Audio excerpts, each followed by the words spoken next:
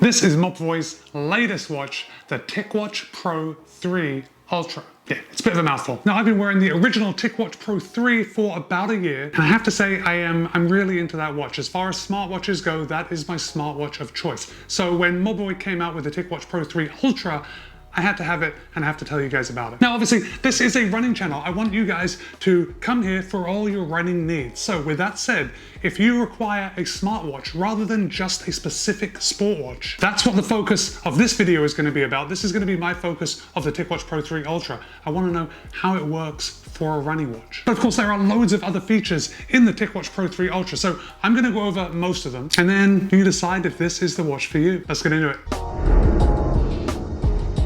First of all, Mobvoy always does a beautiful presentation with their boxes, which is the least reason that you would want to buy a watch, but still, it feels pretty good when you get to open a beautiful box and pull out a gorgeous watch. Let's start with price, because price is probably one of the most important reasons that someone would look at when they're looking to buy a sports watch or a smartwatch, or pretty much anything. In the US, the TicWatch Pro 3 Ultra retails for $299. In the UK, it's £289, and in the rest of Europe, it's €299. So $300, maybe it's expensive, maybe it's not. Well, it's definitely expensive, but I think when you see the features, you're gonna see that this watch is worth every penny, especially if you want all those smart features. So the TicWatch Pro 3 Ultra does run on Wear OS. So it is going to integrate with Android phones, just a little better than iPhones. I'm an Apple guy, I've had iPhones since the beginning, and this watch still represents huge value to me. So being an iPhone user, some of the things I can't do with the TicWatch Pro 3 Ultra is to reply to texts from my wrist. So I can't just speak to the watch and reply to a text the way someone with an Android phone could. That's nothing on Mobvoy, that is Apple locking it down on their end. They only want you to be able to do that with the Apple Watch. But seeing as that is something that I have never done on an Apple Watch or any other watch, I haven't really missed it. The thing that really stands out to me is how beautiful this screen is. It is a 1.4-inch 454 by 454 AMOLED display. The colors are absolutely stunning, and it's a real treat to look at. The TicWatch Pro 3 Ultra is made of stainless steel and high-strength nylon and fiberglass. And holding it, you can just feel the build quality. It does have a good weight to it. This next part is hugely important to me. We now have Corning Gorilla Glass on the front. I don't know about you, but I really hate it when I scratch my watches. This Corning Gorilla Glass is going to keep the watch safe. It's going to be a lot more resilient. And speaking of resilience, the TicWatch Pro 3 Ultra now has a military grade housing. That stainless steel and high strength nylon is military grade. That means it really is going to stand up to everything you can throw at it. Like high temperatures, low temperatures, shock, extreme humidity. And of course it's going to resist humidity because it is also rated to IP68 and it is suitable for swimming. So you don't have to feel bad about jumping in the pool and knocking out the laps with this watch. Pretty much any sport you can do with this watch, but we're going to get to the sport profiles in just a second. It does have a 48mm diameter watch face, and this is how it looks on my 170mm wrist. I think it fits pretty well. It does come with a 22mm removable band, which is pretty handy because if you wanted to change the bands, it's very easy, and you can go to Amazon and there are pretty much unlimited bands for you to choose from. Mobvoy claims that the TicWatch Pro 3 Ultra weighs in at 41 grams, so you can imagine my surprise when I put it on the scale and saw that it actually weighed 68 grams or 2.4 ounces. Then I realized, wait a second, the straps come off. Let's take the straps off and throw it on the scale again. And when I put it on the scale this time, I saw that the watch itself without the band weighs 42 grams, so close enough, which is 1.5 ounces. Why you would weigh the watch without the band, I don't know. I don't think there's much use for the watch face on its own without the band holding it to your wrist. The TicWatch Pro 3 Ultra has a 577 milliamp hour battery, and Mobvoy claims that this will run for 72 hours in smart mode and up to 45 days in essential mode. Now, essential mode is basically when you turn off most of the features that suck the battery, and then you're left with the FTSN screen. That's the secondary screen. It's a screen that sips power. It isn't bright, but it gives you the information you need. It gives you the time, it tells you your steps. So if you wanted to use it as just a watch, you certainly could without charging it for 45 days. It's a great option. Now you can see the FTSN screen right here. Basically, we've got the time, we've got the date at the top, we've got my step count, and then a little battery icon right on the middle. There is a backlight for the FTSN screen. This is something that Mobvoy has added to for the TicWatch Pro 3 Ultra. When you tilt your watch and it's in FTSN mode, you can see that the backlight comes right on. I've got it set to this lovely red one, but there are a couple options if you didn't like the red. Now on the TicWatch Pro 3, you are stuck with kind of a gray blue kind of black backlight. But on the TicWatch Pro 3 Ultra, you can change the color of the backlight. So I'll just show you how that works right now. We're going to enter the main app menu by touching this top right button. Then we're going to scroll down until we find Essential Mode. This is how you would turn on Essential Mode if you wanted to stop the battery from being sucked down so quickly from more notifications and stuff like that. If you slide to the left, you're going to have some options. The last option is Backlight Color. If we select that, we're given a nice color palette, and I've got it set to red. But I also like this purple, so let's select that. Now, to get out of all the menus, you can either press this top button, and that brings you right back to the watch face, or let's say you're deep in a menu and you just want to go back one screen, you can always swipe to the right, and that brings you back to the previous screen you were on. Now would be a great time to tell you how impressive this touch screen is. It is extremely responsive, and it is a real pleasure just to play with and scroll through the apps. If you've been following along with the types of processors that these watches use, you may be familiar with this watch running the Qualcomm Snapdragon 4100 chip. However, there is a 4100 Plus chip that has been released. Now, to be clear, the TicWatch Pro 3 Ultra is running the Snapdragon 4100 chip. So I know that some people have been saying that why isn't it running the 4100 Plus chip if that's available? Well, I'll tell you why. There is really no difference between the 4100 and the 4100 Plus chip, other than a coprocessor has been introduced in the Plus version. Other than that, all the speeds are the same, the chips perform identically. It's got one little feature that's been added. So in order to combat this, they use their own coprocessor chip to add it to the Snapdragon 4100. So now we have the Snapdragon 4100 plus Mobvoice coprocessor, making the 4100 and Mobvoice coprocessor just as powerful, and actually by performance standards, it's actually a little quicker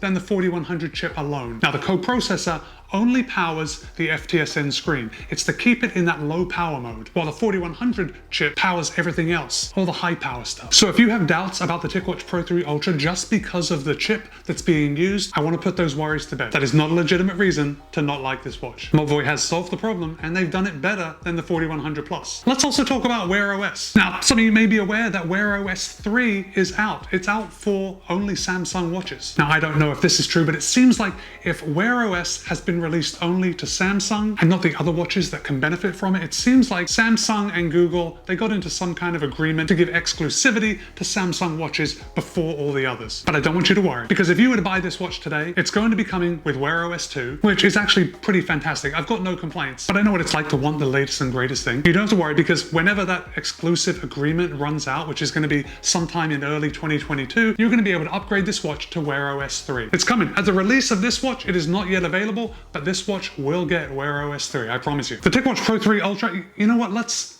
just call it the Ultra from now on. That seems like I'm going to save a lot of time by doing that. The Ultra does have Google Pay, so you just put your credit card information into Google Pay and you can pay at the shops, anywhere where NFC payments are accepted. So to access Google Pay, you're going to access your app menu and you're going to scroll down until you find Google Pay. Now you can see right now on the screen that it does say I have to set it up. In order to make this video, I had to remove the password. And if you remove the password, it takes your credit card off of Google Pay. That makes sense, right? If you lose your watch or you take it off, you don't want someone that finds it or picks it up to be able to just go and buy anything with your watch. So as long as the watch is on your wrist, you don't have to enter your password to use it. But as soon as you take it off, it triggers that password. Okay, so that was the first way to access Google Pay, but that's not very convenient going into a shop. The quicker way to access Google Pay is to just swipe down from the top and you access this brief settings menu, and there it is in the lower left-hand corner, Pay. You would select that, picture of the credit card comes up, move it close to the sensor, and you're paid, out the door. This top menu is an ideal way to access some pretty regularly used stuff. We have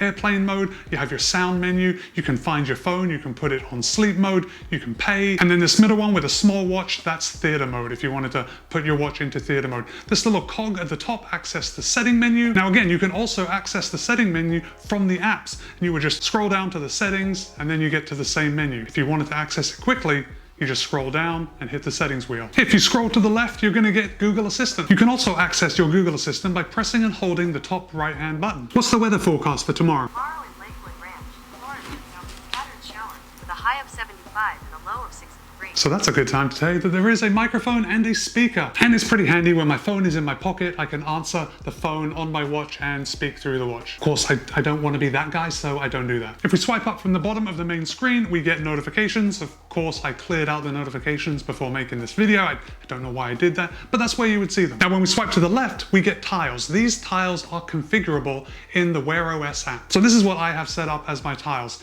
I have Tic Health, I have Tic Exercise, I have the weather app. If I select the weather, I can scroll down and see the next couple hours. There are a whole bunch of different tiles that you can program and put them on your watch depending on whatever you like. Let's just give a quick demonstration of the speaker feature. If you're enjoying this video at all, now would be a great time to hit that thumbs up button. It really helps me, it really helps my channel. If you're not already, consider subscribing. The Ultra has irregular heartbeat and AFib detection. It measures your blood oxygen saturation 24/7, monitors your heart rate for 24/7, monitors your fatigue, it monitors your stress levels, it tracks your sleep, and it's actually pretty handy to see this stuff on the watch itself. From the main watch face, we're going to scroll to the left and we're going to find Tic Health. Now, I've got Tic Health as set as one of my tiles, but if you didn't have it set as one of your tiles, you can access the app menu and find the Tic Health icon, and we can access it that way too. This is showing your day at a glance. It's showing the green that I've had 9 hours of activity. It looks like I've done about 15,000 steps and I've completed 442% of my exercise goal. Obviously, I need to reassess my exercise goal on the watch. Now, if we select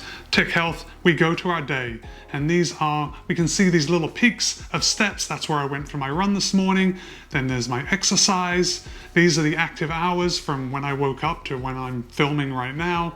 We show my calorie burn. Now, from the Tic Health main screen, if we scroll up, we're going to see some other stats. Now, one of the latest features of the Ultra is measuring your stress levels and your fatigue. And if I scroll down just a little more, I can see my mental fatigue is at a 2, it's saying I'm relaxed, aware, and concentrated, and my energy level is normal at a 3. Scroll down a little more, we see the high intensity exercise. This is my heart rate right now. I've had a max heart rate of 153 and a low of 48 today.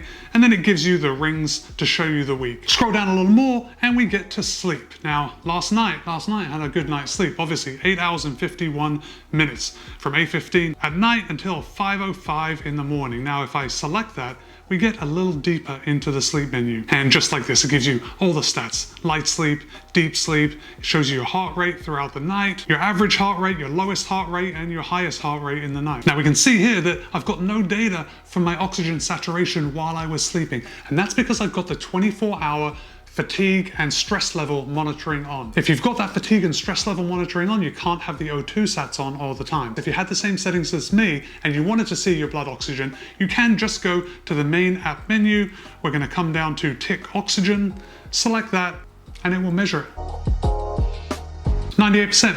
Not too shabby. But how is this as a sports watch? How is this as an activity tracker? Well, it is actually surprisingly good. It has all the GNSS, GPS, Beidou, GLONASS, Galileo, QZSS. All 5 of them. And I've got to tell you guys, it's accurate. But first, let's talk about how we get into the workout profiles. And if you were wondering, let me just put it out there now, everything syncs with Strava. So if you like to upload all your runs and activities to Strava, don't worry about that. You can also download the Strava app. So now would be a good time to tell you that there are just 2 buttons on this watch. There is a top button and there is a bottom button. The top button, as we've already seen, accesses the app menu, which you can just scroll through. The bottom button is programmable, and I've got it programmed to Tic Exercise. So when I press it, it launches right into Tic Exercise, and I can scroll any of the activities that I want to do. If you didn't want to program that bottom button, you could just go to the app menu.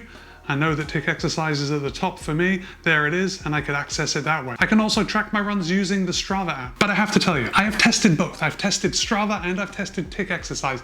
Tic Exercise is far superior. It tracks more metrics. It's easier to use than the Strava app on this. So I recommend you use Tic Exercise and just sync your app to Strava, and then as soon as you're done with an activity, it auto uploads. So let's just say we're gonna go for a run. We're gonna select outdoor run. It's actually going to look for the GPS satellites, but it's gonna have a very hard time doing that now because we're inside. But that really doesn't matter. If we hit these 3 little buttons on the bottom, we come up with an option to choose our goal, time, distance, or calories. So if you wanted to set a goal on the watch rather than just go for a run, you could select either of these. Let's say I want to run for 20 minutes, I would select that. Now the watch will give me a notification as soon as I've met that 20-minute goal. Same thing with distance, same thing with calories. All right, now I want to talk to you guys about GPS accuracy. That is why I want to wear this watch. If it doesn't track accurately, I don't want to know about it. So over the last couple of weeks, I've been comparing this watch with some of the other GPS watches that I use. reviews, and I have been pleasantly surprised. Now let's be clear, the Ultra is a smartwatch that has sport watch capabilities, whereas the watches that I'm comparing it against are sport watches that have some smart capabilities. Now there is a lot of crossover, but I just want to show you how the Ultra lines up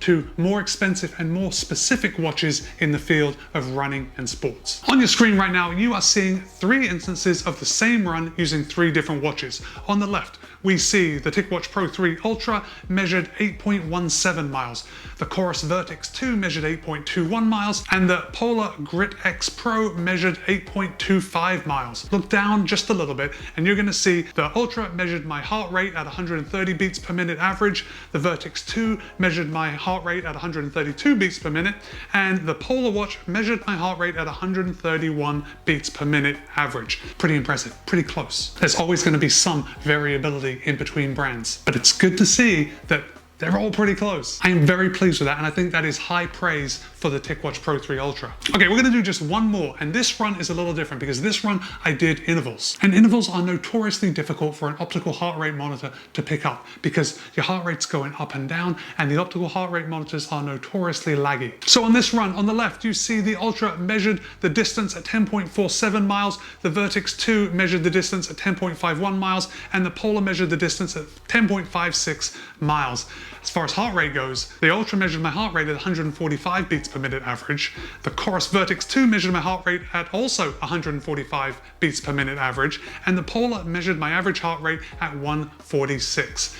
I think that's pretty incredible. That is high praise for this watch being used as a sports watch. If you wanted one watch, you wanted all those smart features, and you didn't want to take it off and put on another watch to go for your run, to go for a bike ride, to go for a swim, the TicWatch Pro 3 Ultra is a contender. Oh, by the way, there is also 1 gig of RAM and 8 gigs of ROM, which means you've got 8 gigs of space. What are you gonna do with it? You can move your songs from Spotify and YouTube Music onto this watch. You can then pair your headphones and listen to your music while you go for a run without bringing your phone. All right, I know I have thrown a lot at you in this review. If you do have any other specific questions, maybe things that you want me to expand on, maybe it's something that I haven't mentioned, go ahead and write in the comments below. Guys, I post new running videos at least twice a week. Be kind, be happy, run well. I'll see you in a couple of days.